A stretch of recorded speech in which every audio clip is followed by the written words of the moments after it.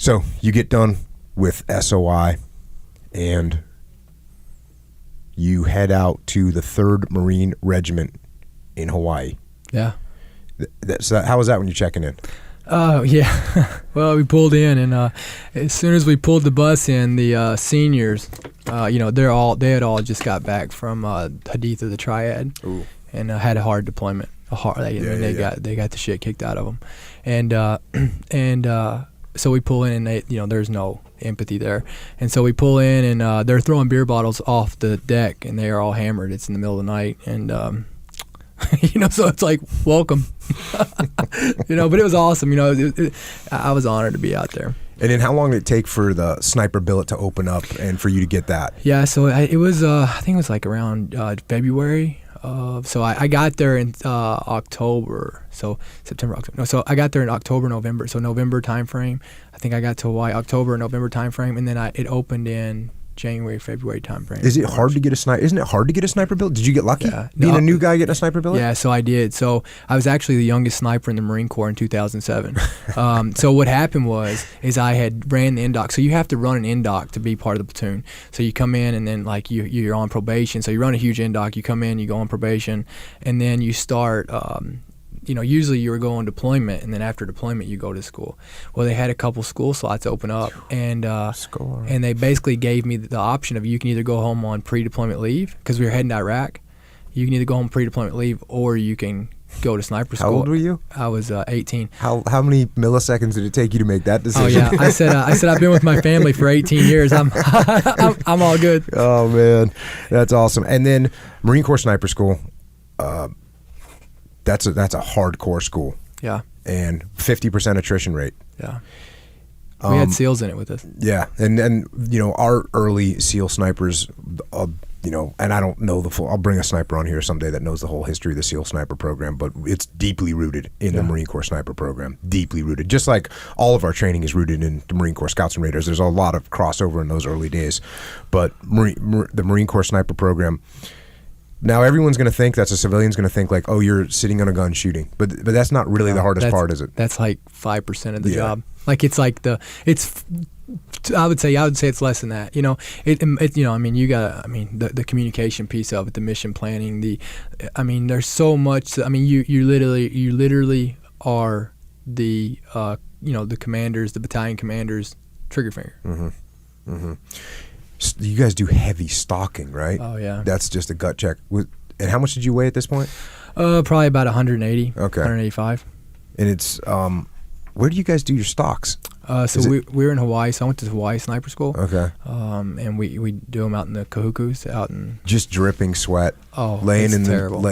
Crawling. Stalking is terrible. Crawling for 4 hours and going 35 meters. Yeah, just like you start off, you got a 1,000-meter lane.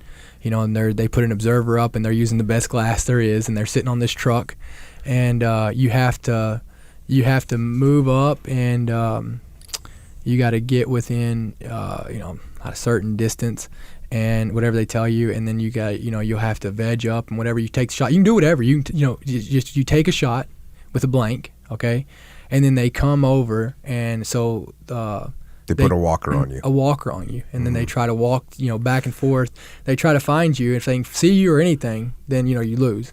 And then you got to take a second shot while they're, because that walker gets within the vicinity of you. Mm-hmm. And it's like 10 or 20 meters. And then you take a second shot.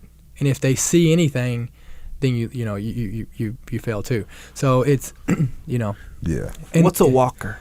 So basically, they bring a guy out who has like a stick or something, and they can see him, and then they try to say. So they go, okay, I think I see him here, so I need you to take left 3 steps and then back 4 steps. They try to walk him on you. Gotcha. This will be interesting.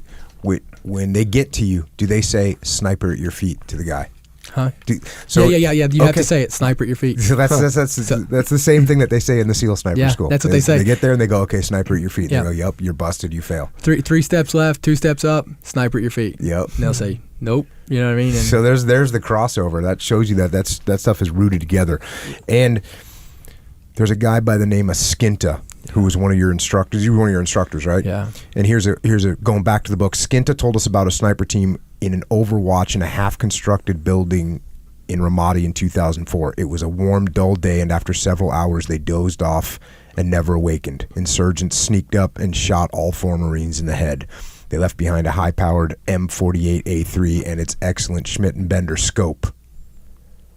Over the course of the next year, they allegedly killed 2 more Americans before a Marine sniper took them out and recovered the rifle. Skinta hammered home his message: know every aspect of your job and never, never let down your guard. Yeah. If you slack off or you take things for granted, you die. He, I had a lot. Look, I was fortunate to have a lot of people around me that influenced me. I mean, I'm nothing special. I'm a product of my environment, and I'm a direct reflection of my leadership. I'm so fortunate. But I'll tell you right now that what I did that day was because of him. Was because of the mentality that he instilled in me of knowing your job, knowing it and obsessing with it, and knowing every aspect of it, and knowing everybody else's job around you. Mm-hmm.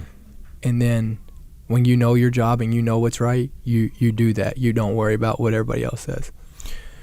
Yeah, the non-commissioned officers that, again, they're the same guys that raised me in the SEAL teams, have such a huge impact. And what I also found interesting about this was this story about these snipers. When I got to Ramadi in 2006, we heard this exact story. Mm-hmm. And, you know, it was another thing that made us more paranoid and made my guys more paranoid being out there. And we actually had thought, this says 2004, we thought it happened a little bit later and closer to our deployment. But, yeah, man, just a nightmare. Yeah. Yeah. Another little commentary from you here. Back to the book. Shooting another human being was a math problem. You were either right or wrong, with no subjective in-between decided by someone else. I liked problems that were black and white, life or death. Before taking a shot at a target 1,000 meters away, you had to calculate the effects of the light, air at altitude, wind, humidity, angle of fire, cartridge velocity, and gravity. You had to align the target, the background, and the terrain, the weather, the noise, and the weapon. You had to work in concert with others. At the same time, the target enemy was figuring out how to kill you. Combat was a zero-sum decision-making played for the highest stakes, live or die. And 31 people started the course and 13 people graduated. Yeah. So that should tell everyone why that sniper designation is so damn hard to get. It is. Because it's no joke. And there's usually at any point in time, there's usually around 300 school-trained snipers in the Marine Corps at any time. Really? Mm-hmm. Dang. Yeah. That's in my task unit, which is about 40 SEALs. We had 13 snipers. Yeah. It was so awesome. Killers. Got lucky. I got lucky. The stars aligned. Yeah.